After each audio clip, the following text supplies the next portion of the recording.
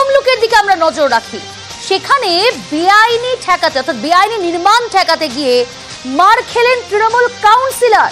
ছবি দেখুন, জামা ছিঁড়ে দেওয়া হয়েছে। এবং শুধু তাই নয়, তমলুকে আক্রান্ত তৃণমূল কাউন্সিলর অলোক সাঁতরা পুরসভার জমিতে অবৈধ নির্মাণের অভিযোগ এবং সেই অবৈধ নির্মাণে বাধা দিতে গেলে ঠেকাতে গিয়েই মার খেতে হলো কাউন্সিলরকে। কিন্তু কারা মারলো আরো আপনাদের ডিটেল জানাবো। সরাসরি আমার সঙ্গে রয়েছে প্রতিনিধি সুজিত ভৌমিক। সুজিত, কাউন্সিলর আক্রান্ত হলেন বেআইনি নির্মাণ ঠেকাতে গিয়ে, কারা মারধর করলো কাউন্সিলরকে, কি জানতে পারছো? কাউন্সিলর কি অভিযোগ করছেন? কাউন্সিলর সরাসরি যে অভিযোগ করছেন এক ব্যক্তির বিরুদ্ধে, সেই ব্যক্তি ওই ওয়ার্ডের বাসিন্দা এবং তার চা দোকান রয়েছে। সেই চায়ের দোকানের পাশে একটি জমিতে, যেটা পুরসভার জমি বলে দাবি বা যেটা অভিযোগ করছেন কাউন্সিলর, বলছেন সেই জমিতে যখন নির্মাণ করছিলেন বেআইনি নির্মাণ, অবৈধ নির্মাণ, তখন বাধা দেন কাউন্সিলর। কিন্তু কাউন্সিলরের বাধা পেয়ে তার যে অভিযোগ, তারপর চড়াও হন ওই যারা বাধা পেয়েছেন, যারা বেআইনি নির্মাণ করছিলেন, সেখানেই ওই ব্যক্তি সহ তার পরিবারের লোকজন রীতিমতো তাকে মারধর করে বলে অভিযোগ। রীতিমতো মারধর করা হয়, হেনস্থা করা হয়, যে ছবি দেখাচ্ছি সেখানে দেখা যাবে। এবং তারপর পরই কাউন্সিলরের ছেলে প্রতিবাদ করে এবং সঙ্গে থাকো সুজিত, কাউন্সিলর কি অভিযোগ করছেন একবার দর্শকদের শোনায়। আমাদের 17 নম্বর ওয়ার্ডে ডালিমবাবুর পাম্পের পরে সরকারি জায়গার পরে আমাদের পৌরসভার জায়গা, ওখানে মহাদেব মন্ডল নামে একজন বাজে লোক আর কি দুর্ধর ছিল, গুন্ডা প্রকৃতির লোক, কনস্ট্রাকশন করতে গেছিল। ঠিক আছে, সেই কনস্ট্রাকশন তো হচ্ছে বেআইনি কনস্ট্রাকশন। তখন আমি গিয়ে বাধা দিয়েছি, আমার ওয়ার্ড কমিটি ছিল তারাও বাধা দিয়েছে, সবাই বাধা দিচ্ছে। এবং আমি যখন যাই বাড়ি ছিল, আমার সঙ্গে আমার ছেলে ছিল, আমার ছেলে আমাকে মোটরসাইকেল করে নিয়ে গেছে। আর ছেলেকেও মার, আমাকেও মার। চেয়ারম্যানকে বলতে চেয়ারম্যান পুলিশ পাঠিয়েছিল, পুলিশ গেছিল, চেয়ারম্যানের কথা অনুযায়ী বন্ধ করেছে কাজ। পুরসভার জমিতে অবৈধ নির্মাণ ঠেকাতে গিয়ে মার খেতে হলো কাউন্সিলরকে।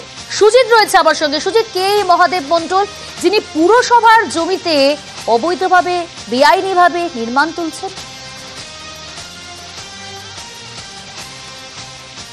চায়ের দোকানদার তিনি, এটা যেমন তার পেশা তেমন সেখানে পরিচয় রয়েছে তার, বিজেপি করেন বলেও যেটা অভিযোগ উঠছে।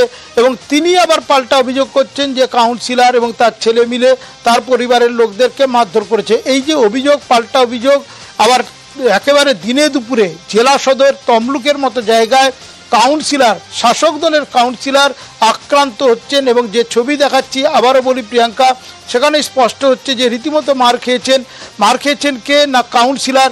এবং তিনি অভিযোগ করছেন, গুরুতর অভিযোগ, বলছেন যে পুরসভার জমিতে একবার বেআইনি নির্মাণ, যেখানে কিনা অবৈধ নির্মাণ করছেন দেখে তিনি বাধা দেন স্থানীয় মানুষজন বললে। সেই বাধা দেওয়ার ফলে তার উপর পাল্টা হামলা চালানো হয়, তার উপর আক্রমণ চালানো হয়। আবার পাল্টা অভিযোগ করছেন অভিযুক্ত তিনি সাফাই দিচ্ছেন যে তার উপরও হামলা হয়েছে, তার পরিবারের উপর। কিন্তু এই যে ঘটনা, সেটা কিন্তু দিনে দুপুরে ঘটছে। কোথায় ঘটছে? পূর্ব মেদিনীপুরের জেলা সদর শহর এবং প্রাচীন পুরসভা তাম্রলিপ্ত পুরসভার এই যে ওয়ার্ডে, যেখানে কিনা এমন ধরনের ঘটনা রীতিমতো শোরগোল ফেলে দিয়েছে। অভিযুক্ত যার বিরুদ্ধেই অভিযোগ উঠেছে, তার কি বক্তব্য শোনাই আপনাদের। অবৈধ কিছুই নির্মাণ আমরা কিছুই করিনি। আমাদের প্রাপ্ত জায়গার উপরে আমরা লিজ কন্ট্রাক্টে জায়গা নিয়েছিলাম, লিজ কন্ট্রাক্টে জায়গা দিয়েছি, আমাদেরকে পৌরসভা দিয়েছিল, আমাদের লিজ কন্ট্রাক্টে জায়গার কাগজপত্রও ছিল। আমরা তার হিসেবেই আমরা শুধু এটা বসার জায়গা করেছিলাম, ঢালাই করে বসার জায়গা। হঠাৎ কাউন্সিলর এসে আমাদেরকে জল ঢেলে দিয়েছে। আমরা বললি কিসের জন্য জল টানছে, কিছু ব্যাপার। একটু হঠাৎ করে এসেই কাউন্সিলরের ছেলে এসে আমাদেরকে হুম্বাই চাম্বাই দেখে মারপিট আরম্ভ করে দিল। কাউন্সিলর কী করেছে, আমার মাকে চট ধর মেরেছে। ওনার ছেলে আমার নাইটি ধরে টানারানি করেছে, নাইটি ধরে টানারানি করে আমার গলার হাতে চেইন ছিল, হাতে চুড়ি ছিল, চুড়িগুলো সব নিয়ে নিয়েছে। সুজিত, যে অভিযুক্ত সে তো আবার কাউন্সিলরের ছেলের বিরুদ্ধে অভিযোগ তুলছে পাল্টা, মানে অভিযোগ পাল্টা অভিযোগ। এর মাঝখানে সে বলছে না এখানে কোনো অবৈধ নয়, বৈধ জমি, আমাদের জমি, সেই জমিতে আমরা নির্মাণ করছি। এই সমস্যাটা এলো তাহলে কিভাবে, সমস্যা তৈরি হলো কিভাবে? সমস্যা তৈরি হয়েছে ওই জায়গার উপর যখন কিনা নির্মাণ কাজ শুরু করেন যিনি অভিযুক্ত ওই ব্যক্তি এবং তার পরিবার। তারপরই খবর যায়, যেটা দাবি করছেন তৃণমূল কাউন্সিলর অলোক সাঁতরা, তিনি বলছেন যে তার কাছে অভিযোগ যাওয়ার পর তিনি বাধা দেন। কিন্তু বাধা দিতে গেলেই তখনই কিনা এ ধরনের ঘটনা ঘটে। প্রিয়াঙ্কা, এই যে ঘটনা ঘটল সেখানে আবার অভিযুক্ত যিনি দাবি করছেন যে কাউন্সিলরের সঙ্গে এসে তার ছেলেও রীতিমতো চোরা হয়ে মারধর করে তার পরিবারের লোকদের, তাদেরকে। এই যে অভিযোগ, পাল্টা অভিযোগ, এবং দুপক্ষেরই আহত হয়েছেন কয়েকজন, এবং তারপর পরে পুলিশের কাছে অভিযোগ দায়ের, এবং এই ঘটনা যখন কিনা একেবারে তমলুকে ঘটছে তখন বিষয়টি নিয়ে বিজেপি এবং তৃণমূলের মধ্যে কিন্তু চাপানুতরও শুরু হয়ে গেছে, অর্থাৎ রাজনৈতিক যে তরজা সেটাও শুরু হয়ে গেছে। এলো কিভাবে এই রাজনীতিতে? তুমি রাজনৈতিক তরজার কথা বলছো, তাহলে রাজনীতিটা এলো কিভাবে?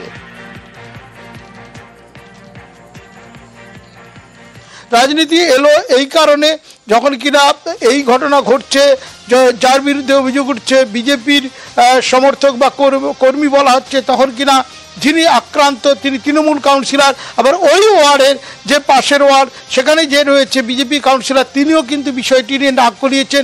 তিনি আবার দুষছেন যে আক্রমণ চালানো হয়েছে বলে।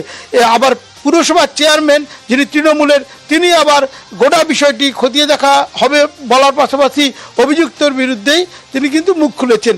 এই যে বিষয়, সেখানে চাপানুতর তরজা যেমন শুরু হয়েছে, এবং অভিযোগ মহাদেব মণ্ডল তিনি বিজেপি কর্মী, আর এই বিজেপি কর্মী দ্বারাই আক্রান্ত হয়েছেন তৃণমূল কাউন্সিলর। রাজনৈতিক তরজাটা শুরু হয়েছে ঠিক এই জায়গা থেকে। অভিযোগ, পাল্টা অভিযোগ রয়েছে, ইতিমধ্যেই থানায় অভিযোগ দায়ের করা হয়েছে দুপক্ষের তরফ থেকে। ধন্যবাদ সচিব। অবশ্যই কাজ বন্ধ করেছে, আমরা কাউন্সিলর সবাই এসেছি, আমরা পুলিশকে কঠোর স্ট্রিকচার দেবো দোষীকে গ্রেপ্তার করার জন্য, অথবা তাম্রত্ব পৌরসভা তার আইন অনুযায়ী ব্যবস্থা গ্রহণ করবে।